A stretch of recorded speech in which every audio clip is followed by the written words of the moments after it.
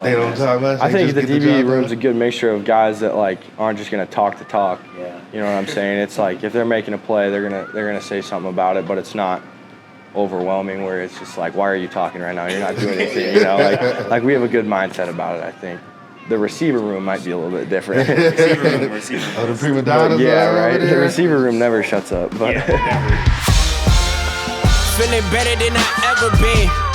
Cairo in his bag, this beat is heaven sent. Back up in my element, new whip, trunk up in the front, I whip an elephant. It's all limo tent, that's how you move when you the president. You assin' off stream, treat him like my last name. Disrespecting, you just signed a check for a long day. Appetizer rappers, you will never be an entree. Really, you a condiment, and I hope y'all follow. Hey, welcome to the Players Lounge, presented by the Rockin R Bar. It's your boy Jahque Perkins. I'll be sitting with some current MSU players, some former MSU players. We're gonna chop it up a little bit. I wanna take a second to thank all our supporters out there. It's gonna be a great season. It's gonna be a great show. Let's go Cats. All right, what's up, what's up? We're here at the Players Lounge, you know what I mean, with the most athletic group on the football field, the DBs, you know what I'm saying? I might be a little biased because I really do feel like we the most athletic people out there, bro. It's nobody else that gotta run forwards and backwards and jump, and tackle, and bat down passes, and catch them. And nobody else on the field that's doing that, you know what I'm saying? But before we get started, like, tell me a little bit about yourself. Tell me where you from, what position you play. yeah, I'm from Missoula, Montana, over the hill, you know, where the bad guys are. I play strong safety here for the Bobcats, and I'm going into my redshirt junior season. Okay. So, yeah. I'm from Compton, California, and I play nickelback, which is a safety that guards the slots and could be in a box too. And I'm going into my senior year, last year. You know I gotta go crazy. Let's go. All right, who we got here? I'm from Virginia Beach, Virginia. I play safety, corner, nickel, return, a couple punts and kicks. I do it all, so. Whatever's needed, huh? Yes, sir. Type thing. So, like I said, as far as being the DB, right? Yeah. When you transition from high school to college, right? And I know you went to VTech, Virginia Tech, before you came to MSU and stuff like that, right? What was harder for you? Was it the physical aspect of it, the speed and everything like that, or was it the schemes that they was putting in that you had to kind of implement? What would you think? I felt like for me it was probably the speed of the game, the technique and everything, because I played quarterback in high school.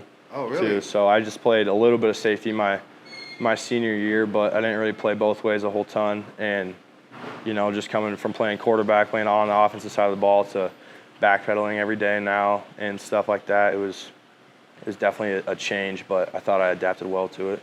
And I've always been interested in like the physicality and the tackling and stuff like that. It was more like the covering and stuff. Oh, okay, coverage, yeah. Coming up hit somebody is the easy part. Yeah, right. I like that stuff, so yeah. And for me, it was mostly the speed and the scheme. Like coming from like California, either speed, but then I got here and like having like somebody like Kevin Cassis come route me up and run past me, I was like, wow, I need to get faster. Yeah. Okay. Trying to understand like the scheme, because at the nickel position, you got to know what the D-line is doing, the linebacker, free safety, strong safety. You're kind of like I would say you're kind of like the quarterback of the defense, because if you're not right, the defense is right. You feel me? So you got to be in that position. Kevin Cassis, that was our receiver that went to the Seahawks, right? Yeah. So he was your welcome to. Yeah, welcome to Who was your welcome to college? He probably was too, honestly. Oh, really? I was like getting one-on-ones the first day. Kevin giving it to everybody? Ran a slot fade, and I wasn't. like that. Yeah. Yeah, you had to deal with him too then, huh? Everyone was dealing with him. Yeah. I think he had those routes. So what about you? From high school to the college, was it? So for me, was it the game planning part of it, or was it the? Physical? I would say, yeah, definitely being at Virginia Tech first. Just the game planning and the scheme and calling the plays. There was a lot of technicalities to it, and I was just like lost a little bit. And I was just being moved around from safety to corner to nickel over there, and then I ended up being stuck at corner, thankfully, because I didn't have to call no plays. Right. It was that was really it for me. The speed was not that much of a difference. The size definitely was what threw me off for real, because linemen can move on the ACC level for real. Oh, okay. Yeah. Keeping that head on a swivel. Yeah. Type stuff. So, when did you start playing football? Like, at what age did you first start? I probably picked up a football when I learned how to walk, but I think I started playing football in like second grade. Second grade. Flag football and then tackle football in 5th grade was my first year. And playing I everything. played it ever since. So yeah. Got you. I go way back. I've been playing since 4. Since you was 4? Yeah, flag football. Really? Yeah. Was that was back in Compton or was Yeah, it, back in Compton. What And team then, I was that? started in Compton, then I ended up in Carson. It was like the Compton Tar Heels or something like that. Oh, okay. Okay. I got you. I started playing tackle when I was in 3rd grade, so I was 7. So that's how I started. I didn't even start off in flag football. I straight went into tackle. Oh, really? Yeah. Was that a little adjustment or whatever too? Well, Or you've been wanting to do it so long? Yeah, I was actually, I remember like it was yesterday. I was in New York. My mom called me. She was like, hey, your older brother's is in football. I said, I'm leaving early. I'm not staying the whole summer. So I went down there, and my 2 older brothers was already on the team in Norfolk, so I started playing with them. That's how it all started. Okay. And going to the background, because I saw when you guys first came in, you know, it's like a natural, organic camaraderie amongst you guys, and like just hearing where you come from. So, like, how is that? You being from Missoula, you being from Compton, California, because people back, you know, might not be able to see that. Is it something specific?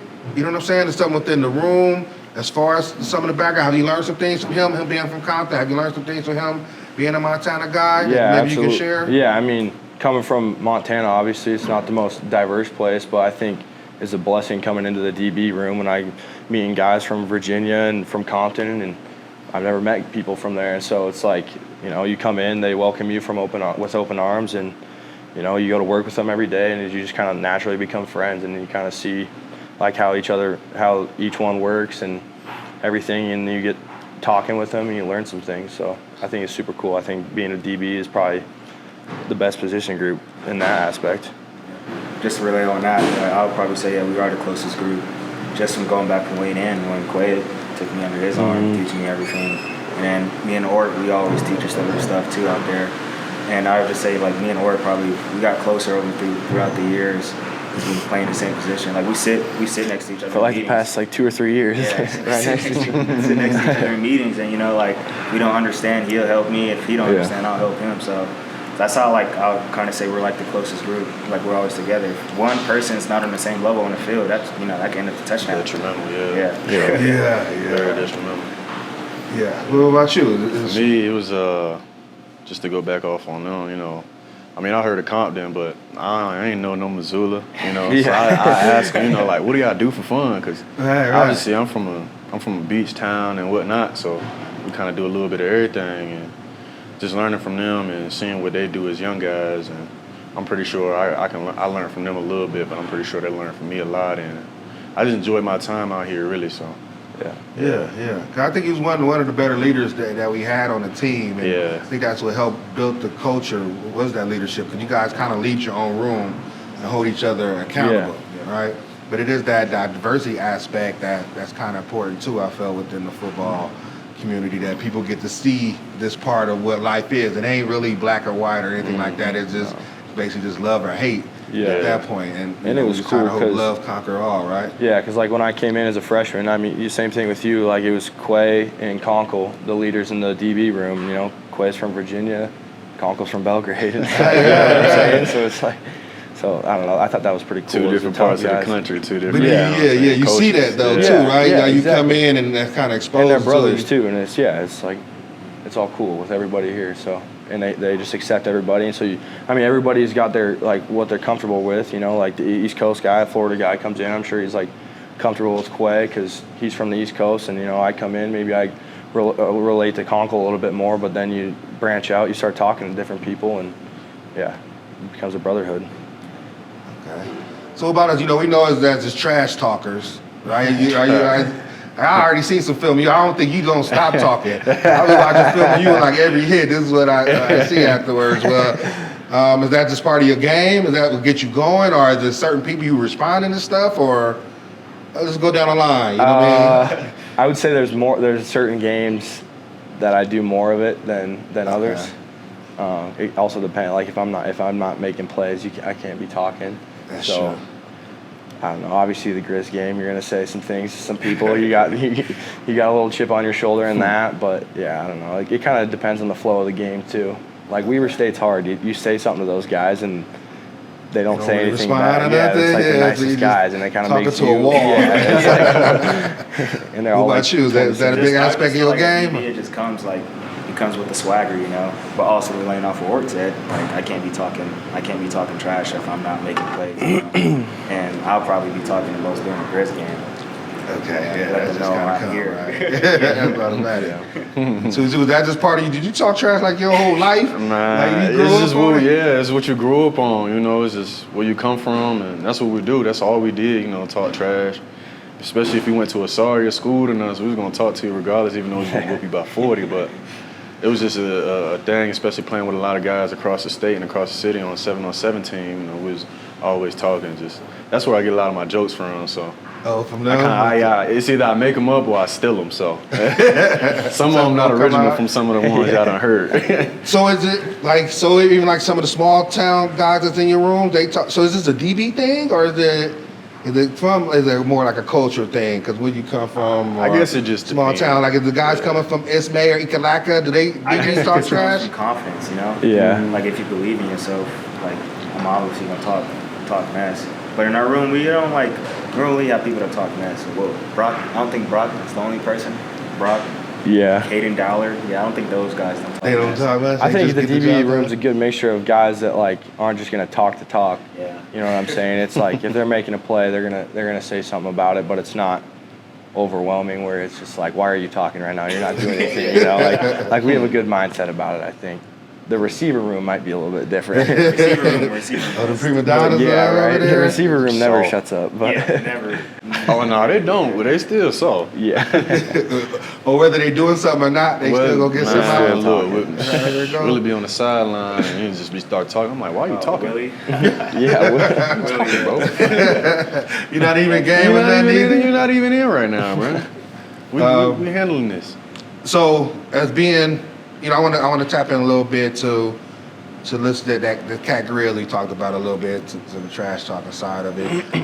So kind of explain that rivalry from you. I mean, you from Missoula. Yeah. You know what I'm saying? And you over here in Bozeman. I mean, how's your Thanksgivings? How are Christmas? How are your neighbors? Like, are you able to go back home? No, like, it's good. It's good actually. I was wondering that too. You know, I wear Cat stuff every time I go back home. The funny part is the Rollins. So like Byron Rollins, he Yeah. lives right down the street. So we got two Cat families like right on the street. So that's kind of fun when we go back. But okay, I played with his dad, Josh. yeah, back in the Josh, day. right? So they Bobcats Yeah, too. huge Bobcats. Oh, so y'all the two We're the cats that got the sit cat's in the legs hole? hanging out on the street. Yeah, everything. You don't So- get eggs thrown at your house? Yeah, I was about No. to say they'll be trying to bang on you and that. Nobody's Throw messed us with a us six. yet, so no, hopefully we keep it that way. But they can't mess with us. They haven't been beating us. So So was that a hard decision for you? You know what I mean? Coming to Bozeman, you picking cats because you was recruited by both teams. yeah, I wasn't.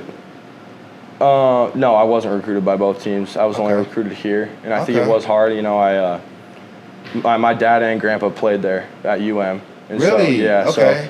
So No, I didn't- did hear that. I did hear Yeah, that. so So I remember they was bragging about it. Like, Yeah. they stole a kid. Right, You know what I yeah. mean? I remember that now. Right. So it was a little bit hard at the start because obviously I don't know, it was like a family thing. You know, I went to a bunch of home games there. I've watched every Cat-Griz since I can remember. But then, you know, it was just such a blessing in disguise. It came to a way better program and, you know, Indeed. somewhere that'll give me a shot and everything and allow me to come in.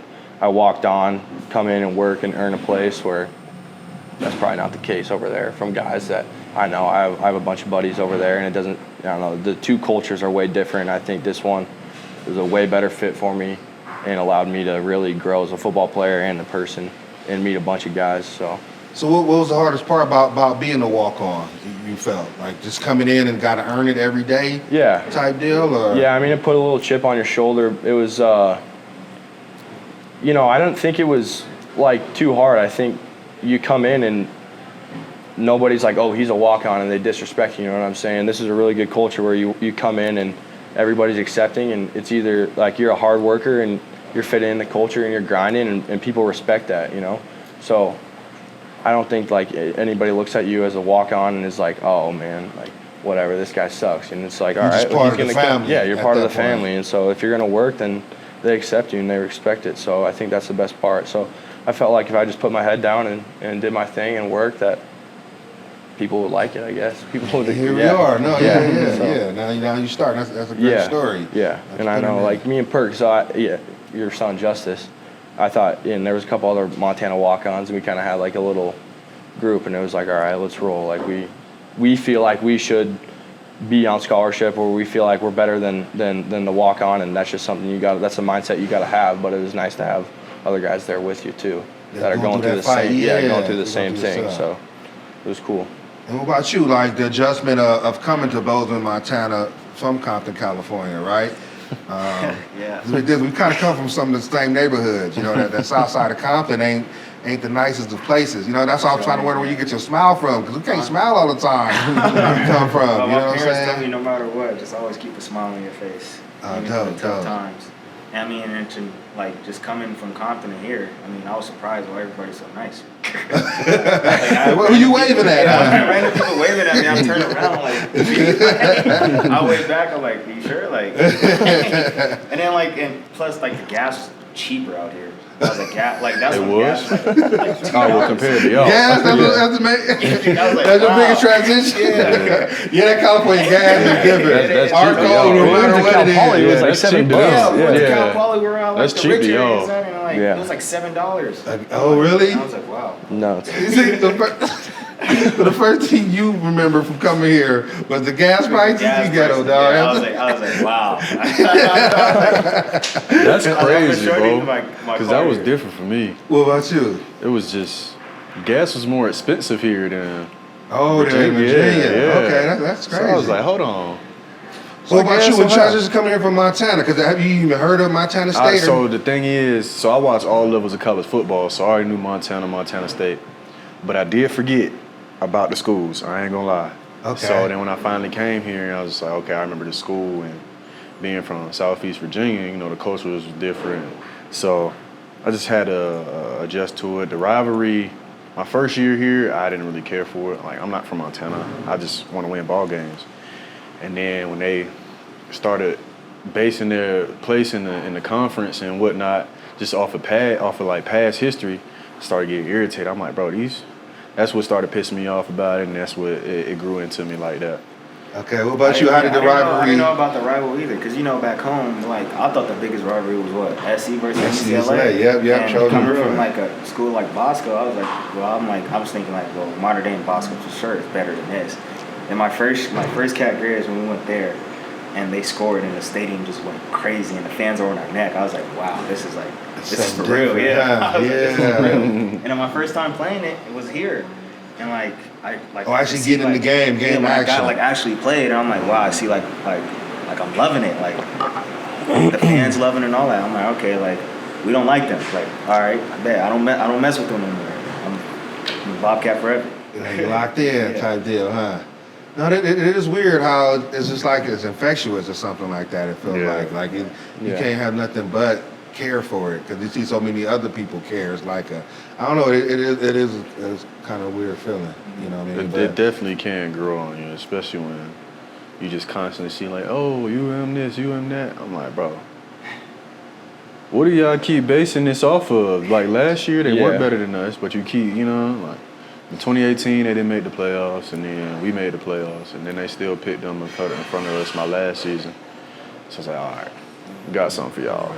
And they probably tell you guys, like in recruiting, they probably tell you about it, and you're like, oh. Yeah, they definitely told me about it. Right. Until you see like how much it means to people, and then you're like, okay. Until like the week of Cat-Griz is actually there. And the Montana guys and everything, the whole state. So. And touching you on the culture aspect of moving here, you know what I mean, from Virginia to Montana. Was it what was like the hardest part? Was it the weather? Was it the altitude? Man, it was a little bit of everything, from altitude, weather. Some people thought, you know, culture change as the most like demographically, not for real, because like it's kind of a melting pot back at the crib. So everybody hang out with everybody, but Like, I'd never seen negative temperatures till I came here. Like, I don't know what that is. Never seen it on my phone, nothing. That was the coldest year we had. Yeah. Like, I remember telling Coach Choate, we had practice one morning, it was -30. I said, I might not go to class today. So, hey, if you class check, I'm sorry. I'm letting you know right now. Yeah, I'm letting you know right now. I do whatever you say, but it's not going to happen I'm today. sorry. I was in the right position. What about you, Justin? My first game was Wisdom. I never played in the cold before. Couldn't catch the ball. Toes I numb. couldn't hit nobody. I was like, I don't know this is for me. Like, but then as I got older, you kind of get used to it. Like, yeah, like you said, it's a couple games I went without, like, no sleeves and stuff. But you do use that Vaseline. Keep everything like You gotta have the Vaseline. And then the doctor gloves under the glove. Yeah. Oh, yeah. The doctor gloves It's like under the glove. older people, Like They pass you down like how to survive in Montana. The Ice Cube, how to survive in South Central. Yeah. You use that to Bozeman, how to because the play out coldest game I there. played in back home in high school was probably like 60, and then when we went to state, it was like when we played at Sac State, it was like 40 something, and we were Everybody was freezing. shivering. That was probably yeah. my coldest game in Virginia too. Probably about 38, 40 was the coldest game. Yeah, like I was like you blow, you see your breath. I'm like, oh no. That's how it's supposed to be. Yeah, I can't do this. Let's get this game over with and go home. Already. And I'm gonna think like just as far as like playing here in some of our home games, right? I think it's electric atmosphere. Like I think about like even like that South Dakota State game. When we went to the Natty, like it was just so electric here. Can you like speak about like playing here and what the crowd means to you and what it does for you? Or Yeah, anything? it's awesome, especially playing on defense too. That's when the crowd's really helping you, getting loud. And that South Dakota State game was my first start ever, and so I was running out of that tunnel and I just kind of tried to take it in and everything. That stadium was packed and their fans were screaming. It was super loud, but honestly, it's super nice. But when you're trying to get calls and stuff, like communicating at home, That's the only problem. communicating at home is way different, or is way harder than on the road. Like on the road, communication's easy because there's not really any place that's besides the Missoula, but they're not yelling when they're offense on the field. So. Oh yeah, because we so loud. Okay, that on makes defense. sense. So communication is the hardest part, but I mean, I wouldn't trade it for the world. Yeah, I would just probably say like it's exciting, and it's like for our advantage, like when on special on third down, like the crowd gets loud and they jump off sides, But then what he said, it's kind of hard trying to get calls in, so we're trying to work on like hand signals and stuff. Yeah. But sometimes it still don't work. Because like I said, you say you transition, you was cornerback, and then you transfer here, and you start playing safety. So was that communication part kind of harder for you in the game plan? They definitely harped on it, especially like during Cat-Griz week and a lot of the times during the week, they'll be like, hey, communication. But that was already embedded in me in high school because my high school, we have about, to some people it's not a lot, but about 4,000, 5,000 people at the game. Good. So, we would always have to communicate and stuff like that. And so since high school, communication is always key. And then I remember Coach Choate joking about it when I first came here. It's like, hey, it ain't 68, but 22 can get loud. And then when I came here and I heard 22,000, I was like, Yeah. He's serious. This is the vibe. Right. Was Virginia Tech pretty loud? Probably. Huh? Was Virginia Tech pretty loud? How was Enter Sandman when you run out? Hey, man. So my freshman year, we played Ohio State. Yeah. And I was the famous Braxton Miller spin move. Yeah. That was your freshman year? That was my suited freshman up? year. You I guys was on the beat 'em, didn't sideline. We lost. That was the year before they beat them. Okay. They went to Ohio State, and so my freshman year, I was say me and him sitting right here, I can't hear him talk. He right there in front of you. Yes, I can't hear him talk. I can't even hear myself talk. That's how loud it was. It was crazy, and it was on a Monday night. Yeah, bro. Oh, the spin move. It was nasty work. Yeah, I was sitting nasty. right here. I'm gonna say he was probably like maybe about 7 yards in front of me. I was like, damn. I remember watching that on TV. That was your welcome to college football over there. I saw him after the game. I said, hey, bro, it was an honor watching you play in person, bro. He's like, appreciate it. I got that on the I wish I would have had his son, but I can't, College football, man. Seriously. How was it? What was some of the things you relied on to you know, as far as now I got to make the calls and stuff like that, you just have to put in the work in the film room and in the book. You just have to like it was some kids right now that are struggling, you know what I mean, trying to figure out that position. What advice you got? I would just say really how a lot of film study and meeting with your coach and understand what call go with certain things. Okay. Because even some of the calls were a little easier when I first came here, but it was just certain calls that you had to call with certain formations and stuff like that I kind of struggled with when I first came here.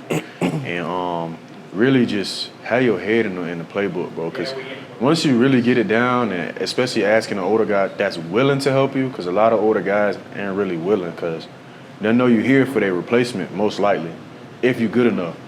So really just meeting up with your coach and watching film, especially like practicing, knowing what you called and if it was right or if it was wrong, and just going off that. That's what I would give my advice to.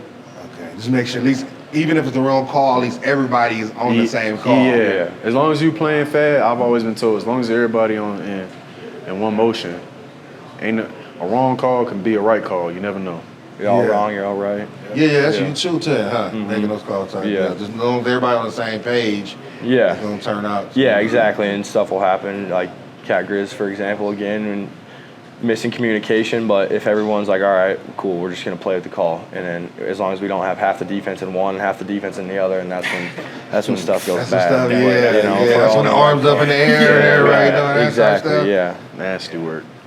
I always say too is like, you know, my son, you know, Justice, we always talk about like, man, when you mess up, don't nobody know. You know what I'm saying? Like, the only person gonna know is Coach Johnson now, but Armstrong, whatever. We don't even know that you were supposed to step left, you're supposed to step right. But us DBs, the whole nation know when we mess up, right? So what's that? So you almost got to be almost overconfident then, at that point, because you have some lows throughout it. Is there anything like mentally you guys rely on for some of those things, like maybe if you do get burnt or those type things, what helps you get back up and get you back trying again or whatever? Because like we all have bad days. Yeah. We all have bad reps, right? Yeah, no doubt. And it's, I mean, those guys are on scholarship too, and they're starting football players too that you're going against. And so it's just a next play mentality, you know. If you get beat, you still got to go compete the next play. It's like Malcolm Butler in the Super Bowl in 2014. He gets beat on that catch, right? On the sideline, thought he won the game. The dude catches it, picks it off at the goal line. You know what I'm saying? That's like that next play. Exactly. Next play. As a DB, you got to be confident. You got to get it out of your head, and you got to go to the next rep. Short-term memory. Yeah, really short. Okay. That's just the motto. Because you still got a whole game to play, and if that one play is just like in your head the whole game, your game is just. Right. Yeah, but I think like that's easier said than done, though. Absolutely. I'm still working on it too. Okay. Because I'm like, I like to be perfect, but you know nobody's perfect. Yeah. So I'm like practicing like if I give up a catch, okay, that's one catch. Like I can still be in a run fit and make it like a tackle for loss, you know. Okay. So and like having a routine after like every play to reset yourself, you know, like no matter how it goes, a good play or a bad play, you gotta like, all right, eyes to the sideline every play, no matter what, you gotta always just reset. Yeah. And then we have like, that's what we were talking about earlier, like our defense is close. We got like brothers, Patterson and Max, and it's good. Like next play, like you got it, it's all right. Like everyone makes mistakes. Yeah, nobody's yelling at anybody. It's like, you know, you got to go pick your brother up and say, hey, we got you. We still trust you. It's not like, one guy makes a catch on you, you're out the window. No, you're still on the team. We still, you know, you're still our brother. We still trust you. We still have confidence in you. Because I had my lowest time in the Wyoming game, and I just had so many people around me just telling me it's all right. Yeah. You know, like that made me feel better. Like that made me feel loved about the team. Like they care about me and stuff. Yeah, I can see that. Because especially you just go out by yourself sometime, then it's just you dealing with it, right? Yeah. You and your brain, all that type of stuff. If you got other people almost distracting you from that negative feeling, you know, at that time. And it's something that you feel that's passed down. It's something you developed. Or is this something you just got the mentality you got to kind of just have as a DB? I think it's coached in the culture here. Okay. And just the feeling of the brotherhood within the DB room, you know, like coming as a freshman and getting burnt by Kevin Cassis on your first day in one-on-ones, you know what I'm saying? Nobody's sitting there like, oh man, this guy sucks. You come back and like an older guy like Quay or Conkle's talking to you like, hey, work on this next time, and then it's just get better at that and get better at something else every day. And so I think it's just kind of indoctrinated in the culture here, is the way I explain it. So what feel better? Because all three of you guys come off the edge, you know, every now and then. I've seen some clips. Getting a sack or getting an interception? I haven't got a sack yet. I missed one last year. I'm going with sack. You going with sack? Yeah, interception's always gonna come, but sack for a DB coming down the I'd desert. probably say a sack. I never got a sack either. Oh, really? I only had one. You got one, So I though? had one, yeah, Western Illinois. Okay. I And had one. you missed yours. I you had missed a mine, shot. so I you got went over the picked, top though. of him. What happened? Yeah, I just dove. He went out the back, and it wasn't good. So you gonna make up for it? I'm gonna make up for it. I need to. I just Yeah. always get blocked. The running back just The picked me up. decoy, yeah. You got to give him something Yeah, or I something know. there. Huh? Get over to it. Okay, that's interesting. Because as a DB, you get some of those. You don't get the sacks as many. Exactly. Yeah, or the chance. Anyway, I mean, you only get a blitz every now and then. So when you get your number called, you got to go. So Okay. it's You ain't, exciting. hey, Like, you're y'all never check out of those though. Huh? What is the safety blitz on? We sticking in this call. We're messing up the communication. When they call that corner blitz and they switch it to the safety, don't even switch it back. Yeah. No, we I'm stay waiting like for that. it. I'm looking at. I used to look at Rylan Dame and be like, please say me. Please say. Don't call off yours. Let me go. So you don't get. Don't you get more opportunities being the nickel? I do get more opportunities. Just kind of scheme and stuff like that. But then like I be coming so far, and then like I be like excited, like they like quarterback look at me like, oh, he coming. I'm just like, oh crap. Like they shift the protection to me though, which could benefit the strong safety too, because most of our time like our scheme kind of like relies with each other.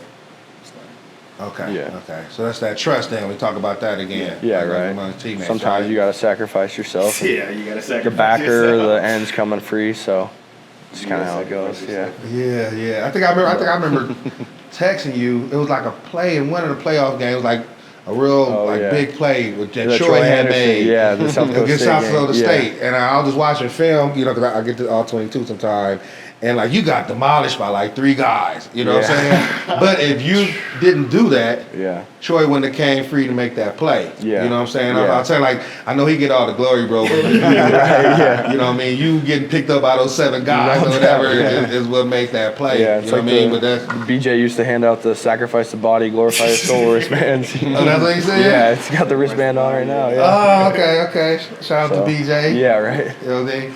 Is there, the last thing before I leave, is there anybody, like, you know, as far as growing up that you can remember made a difference in you becoming where you are right now? Was it a moment? Was it a person?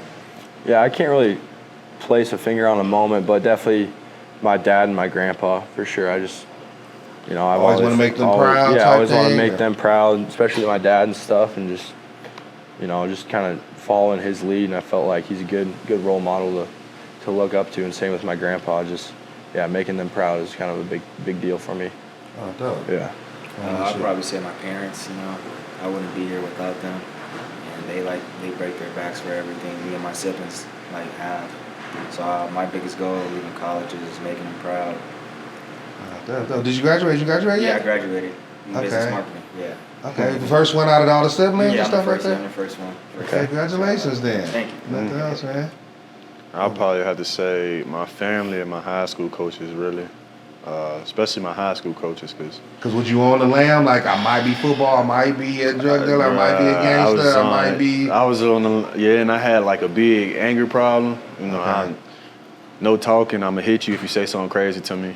Had some anger issues, and it was like, you can't act like that, bro. If you want to go on in life and do whatever you want to be, whether that's football or, you know, whatever it is that you want to go to school for, you gotta tone it down. So they allowed me to transition into just being more calm in situations and everything like that. So a lot of people don't know that here, but because I be chilling. But yeah. I was about to say, really, I don't know that. You pretty chill right now, boy. You might need to do some anger management class on how to teach you how to do it. You one of the smoothest guys I know, to tell you the truth. Okay.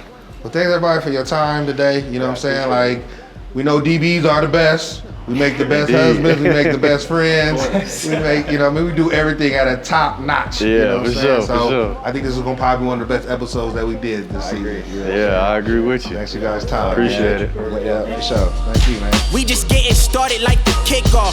5, 4, 3, 2, 1. Watch the lift off.